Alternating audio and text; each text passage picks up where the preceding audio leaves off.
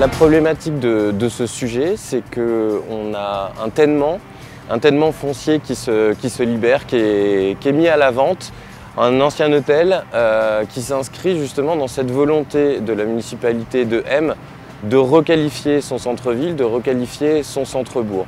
La mairie de M, par cette opportunité, du coup, veut conserver la maîtrise, qu'elle soit urbanistique, qu'elle soit foncière et qu'elle s'inscrive dans le développement économique souhaité de longue date par la municipalité de M.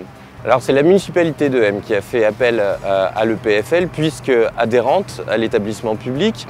L'intérêt de faire appel à l'EPFL, c'est ce que je disais tout à l'heure, justement c'est d'avoir la maîtrise du temps, la maîtrise de l'urbanisme et la maîtrise économique.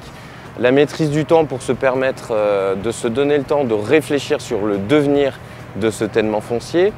La maîtrise architecturale pour se donner le temps justement de faire ses préétudes urbaines et architecturales. Et la maîtrise économique pour ne pas faire peser sur les finances de la collectivité, sur les finances de M, ce temps de portage qu'assure l'établissement public pour le compte de la mairie.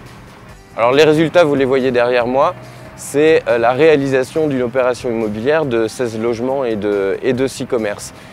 Cette opération n'aurait sans doute pas pu se faire s'il n'y avait pas eu ce portage de l'EPFL, cet appui économique et logistique qui permet aujourd'hui, après 5 ans, quasiment 5 ans de réflexion, le démarrage des travaux pour une livraison envisagée dans une grosse année.